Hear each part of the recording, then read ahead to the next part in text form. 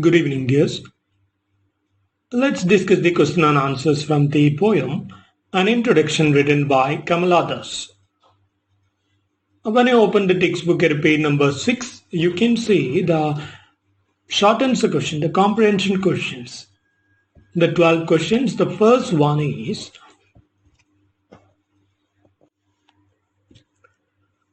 what does the phrase very brown indicate? Answer. When Kamala thus affirms that she is very brown, she means that she too is Indian, like Nehru is. Indians are usually termed red or brown in the skin color.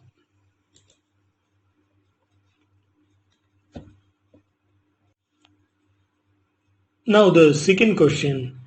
What is the narrator's region of birth? Answer.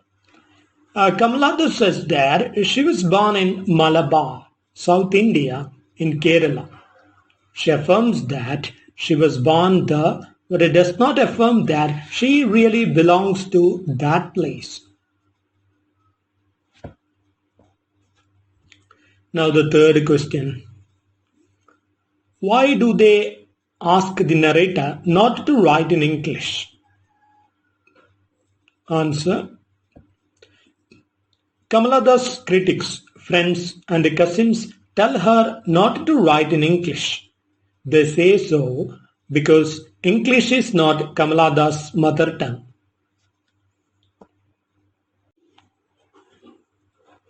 Now the fourth question. Whom does the word they in the poem represent? ഇവിടെ നമുക്ക് whom എന്ന് വേണ്ട. Modern grammar പ്രകാരം നമുക്ക് who എന്ന് മതി. Who എന്ന് നമുക്ക് whomന് പകരം യൂസ് ചെയ്യാം. So who does the word they in the poem represent? അതാണ് ശരി. So answer. The word they in the poem represents the categorizers, those who are representatives of a patriarchal Indian culture. These include her friends, relatives, critics, etc.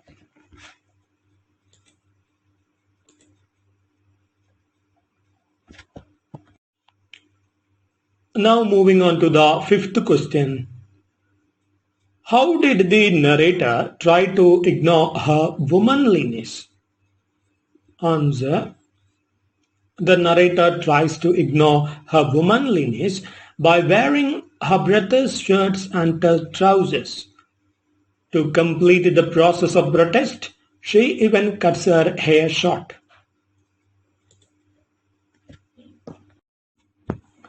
Now the sixth question. What are the specific chores assigned as the duty of women in the poem? Answer. The specific chores assigned as the duty of women in the poem include learning embroidery work, learn to quarrel with servants, etc. She needs to be draped beautifully in a saree and should never raise her voice aloud.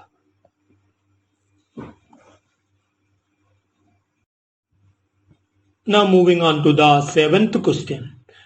Who are the categorizers mentioned in the poem? Answer. The categorizers are representatives of a patriarchal Indian culture.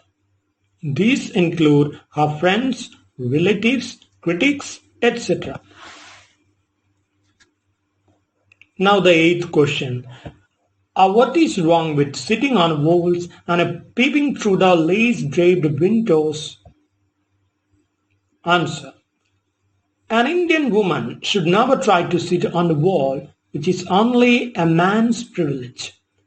Peeping out through the window is considered another form of sin on the same ground. Window is the symbol of freedom and a sense of relief and openness.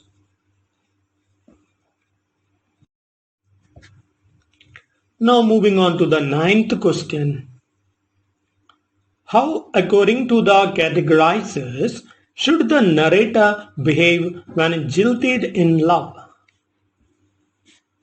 Answer. The categorizers tell the narrator not to cry embarrassingly loud when she gets pulled in love. A typical Indian woman should cry silently.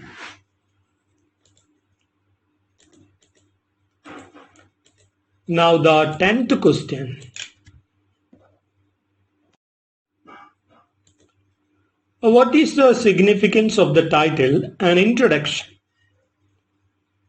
Answer.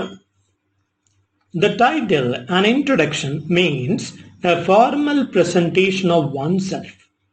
This is Kamala's detailed introduction to the categorizers who want her to fit into the boundaries of a patriarchal society. Now the 11th question. What are the pretending games forbidden by the categorizers? Answer. The pretending games forbidden by the categorizers are in fact the traumatic behaviors of a woman jilted in love. These include playing schizophrenia and playing nympho.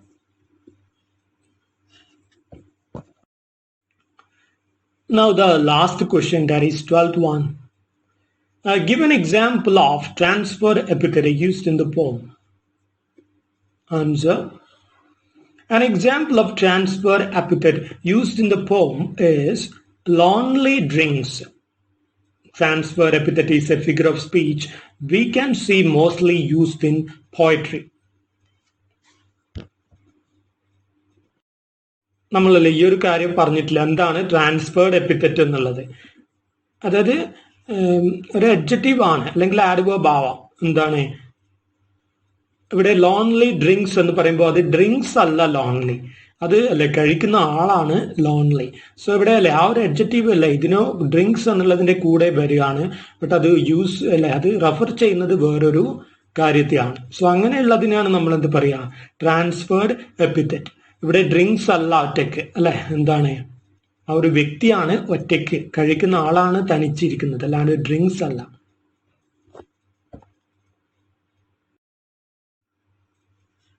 Now we will discuss the next section of questions, that is essay questions. Because I have included all the paragraph questions within the essay question itself. But നമ്മൾ എല്ലാ പ്രാവശ്യവും അല്ല ചെയ്യാറുണ്ട് essay അല്ല ഒരു 5 പാരഗ്രാഫാണ് സാധാരണ എസ്സേക്ക് ഉണ്ടാവാറുള്ളത്. But ഈ time എനിക്ക് അത് അല്ലെ പറ്റിയിട്ടില്ല. സോ കാരണം കമലാദാസിന് അങ്ങനെ ഒതുക്കാന്ന് പറഞ്ഞാൽ അത് പറ്റുന്ന ഒരു കാര്യമല്ല. സോ അതുകൊണ്ട് എന്താണ് ഒരു 6 പാരഗ്രാഫുള്ള ഒരു എസ്സേ ആണ് തരുന്നത്.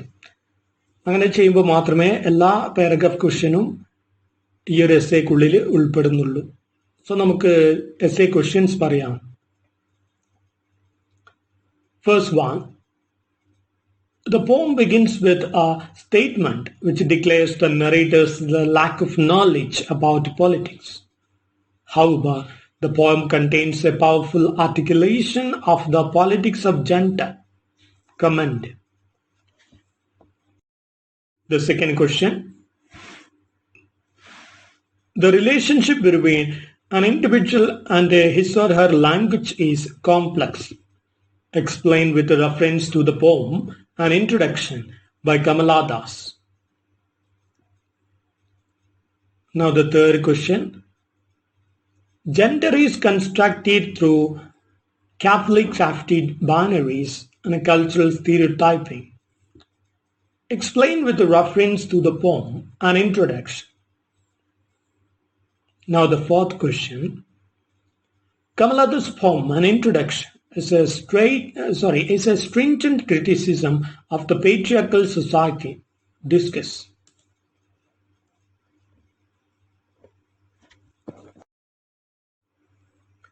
Now you note the idea how I have included the paragraph questions within the essay itself.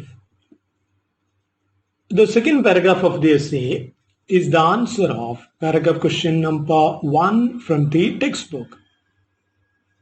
The third paragraph of the essay is the answer of paragraph question numbers 2 and 3 from the textbook. The fourth paragraph of the essay is the answer of paragraph question numbers 4 and 5 from the textbook. The fifth paragraph of the essay is the answer of paragraph question numbers 6 and 7 from the textbook.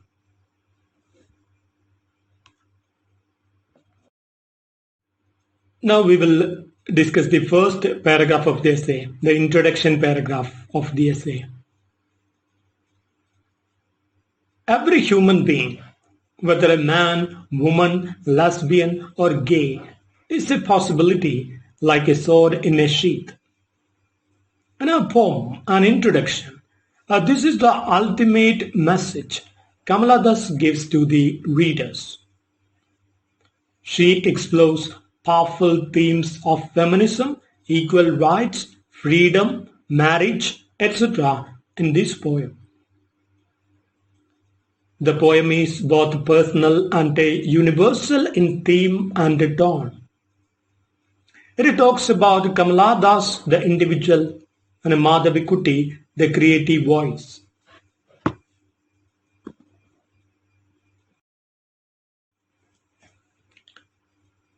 Now we will move on to the second paragraph of the essay. As I said, the second paragraph of the essay is the answer of paragraph question number 1 from the textbook. That is, explain the irony in the lines,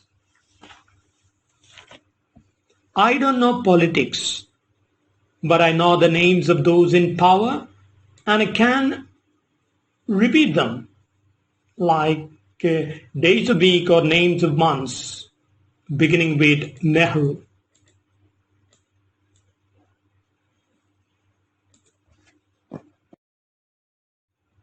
So the answer is, the poem, an introduction, begins with a statement that shows her lack of understanding of the big subjects like politics. She says that she knows all the male leaders of India. Their names are a part of her, a tribute to their overwhelming power. This contrasts significantly with the lack of power she felt growing up. She struggles with her identity and is finally able to step away from the traditional role of wife.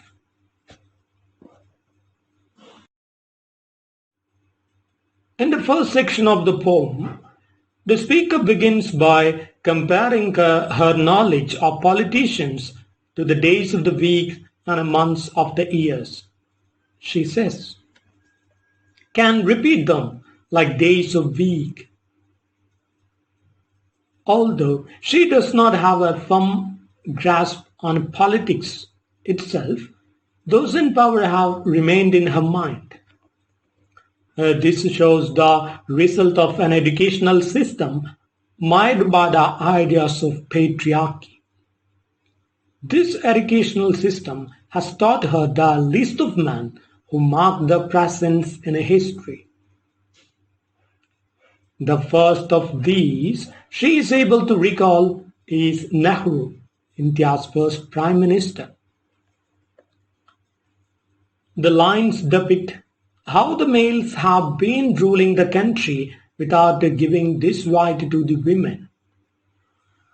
Moreover, the rulers are fewer in numbers because democracy exists only in words. In reality, the rule of the country remains in the hands of some people. They have assumed themselves to be the permanent rulers. The fact that she remembers them so clearly indicates that the same people have been in power over and over again. Unlike Nehru, Kamala thus needs the help of so many adjectives like Indian, very brown, born in Malabar, etc. But none of these accuse Nehru when he immerses himself in English when he writes. But she is accused of her use of English language. There lies the power of tricks in politics and gender politics.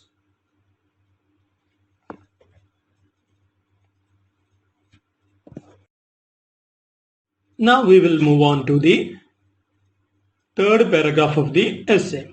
As I said, the third paragraph of the essay is the answer of also paragraph question number 2 and 3 from the textbook. Paragraph number 2 from the textbook is, the question is, explain the narrator's concept of mother tongue. Now the paragraph question number 3 is, how does the poet distinguish the sound of human speech from the other sounds of nature?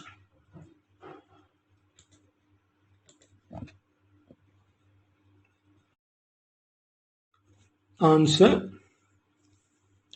In an introduction, after talking of the tricks behind politics and the result of the patriarchal educational system, Kamala thus mockingly introduces herself to the world of poetry. She explains her concept of mother tongue and how her speech is special than the dead clattering in nature. She asserts her right to speak 3 languages and defends her choice to write in 2. She writes both in her mother tongue Malayalam and English. She doesn't like to be advised in this matter by any guardian or relatives. Her choice is her own. This is very much authentic to her and is born of passion. She looks upon her decision to write in English as natural and human. She continues to describe language and the role it plays in her life by saying that she is judged for writing in English. There is no one, not her friends or cousins, who back her up. They are critics, every one. She daringly throws at them her own ideas. She feels a deep connection to the words she uses. She is proud as half English, half Indian, since it is honest. Her identity, as seen through her voice, is human just as she is human. Human speech is to humans as roaring is to lions.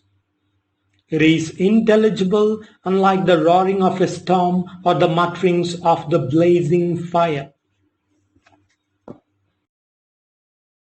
The speaker defines her freedom through the use of her voice.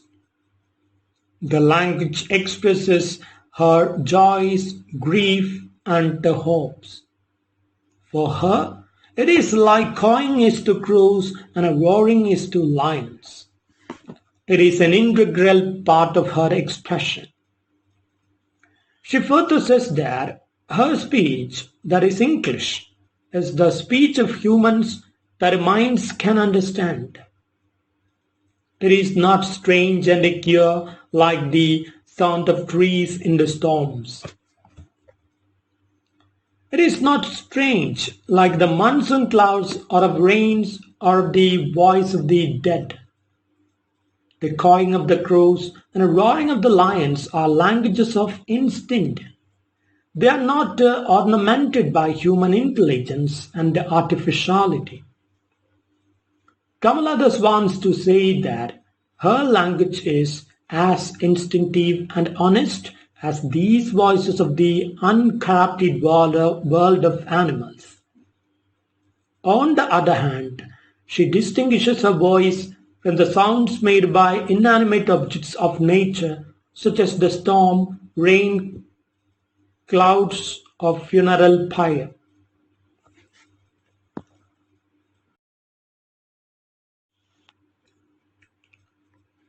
Now we will move on to the fourth paragraph of the essay. As I said, the fourth paragraph of the essay is also the answer of paragraph question number 4 and 5 from the textbook. Paragraph question number 4 is, why did the sad woman body feel beaten even though the man had not beaten her. Paragraph question number 5 is, what are the stipulations laid down by the categorizers? Answer. In her poem, An Introduction, Kamala thus explains to the reader the circumstances in her life that infringe on her freedom. Here, from the issue of the politics of language, the poem passes on to the subject of sexual politics in a patriarchal dominated society. She explains how she was treated as an object for sex and to come out from it what she has done. Then she describes how the categorizers reacted to this attempt of hers. She introduces this section by stating that she only felt older as she grew because she was told of her own physical changes. When she asked for love, she was given a young man to make love. Her dreams ended with her marriage at 16 and at the closing of a bedroom door. He did not beat me, but my sad woman body felt so beaten. She is drawn to the bed and made to endure the pains of sex that she is not willing to do. She also places blame on her own body for leading her to this place.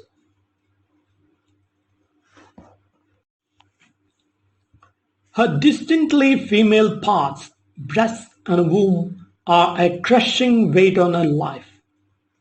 Breast and womb are related to reproduction and child rearing. It shows that she was crushed under the expectations of motherhood. A woman's worth was defined only by her reproductive capabilities. The pressure placed on her by her husband and by her family led to an emotional and mental shrinking. She goes on to state that a change came over her. The speaker tries to rid herself of the female image that has harmed her. She tries to ignore her womanliness by wearing her brother's shirt and trousers. To complete the process of protest, she even cuts her hair short. The categorizers still follow her with chants of Indianness. An Indian woman should never try to sit on the wall, which is only a man's privilege. Peeping out through the window is considered another form of sin on the same ground. Window is the symbol of freedom and a sense of relief and openness. This is shut forever before a woman. The categorizers tell the narrator not to cry embarrassingly loud when she gets fooled in love. A typical Indian woman should cry silently.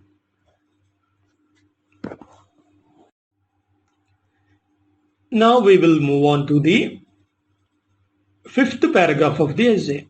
As I said, the fifth paragraph of the essay is also the answer of paragraph question number 6 and 7 from the textbook.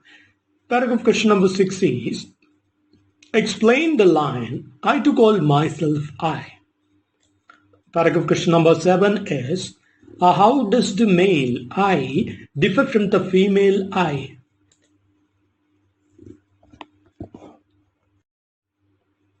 Answer. Kamala's advocacy of the rights of women clearly appears towards the end of the poem. Here she explains how the male ego is stuck to a male personality like a sword in its sheath. This I, or the male ego, gives him the liberty to do whatever he likes. He can drink at midnight, laugh, and satisfy his lust. However, he feels ashamed after losing himself to a woman due to his own shortcomings. Finally, this ego of I dies when the person dies, and his end is not different than the end of the woman. Here she sings, I am sinner, I am saint, I am the beloved and the betrayed. I have no joys that are not yours, no ages which are not yours. I too call myself I. Hence, like him, she can also attribute the title of I to herself. Like men, she is also sinner and saint, beloved and betrayed. Her joys and pains are not different than those of men. Hence, she emancipates herself to the level of I. An introduction begins its conclusion with the speaker acknowledging the constant presence of I around her. Here, I is merged to the level of all sex. The final statement is one of protest and resistance. Thus states that she has ages which belong to no one but herself. She too can be I. She sees herself as a sinner because desire and acting upon it is often considered sinful for women. Sin, one must remember, is quite different from crime.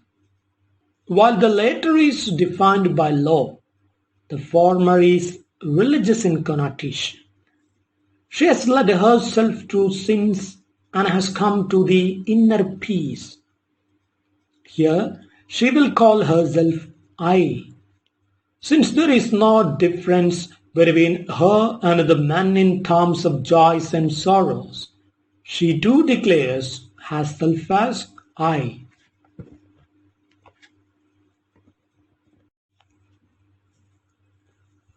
Now we will discuss the concluding paragraph of the essay, the last paragraph of the essay. In an introduction, Kamala thus explores her complex emotions regarding the system controlling her life and the lives of countless suffering women. In a patriarchal Indian setting, men are able to move through the world with a solid identity. They are allowed the choices and emotions. But towards the end of the poem, she proves it the other way. She remains the eternal Eve who proudly celebrates her essential femininity.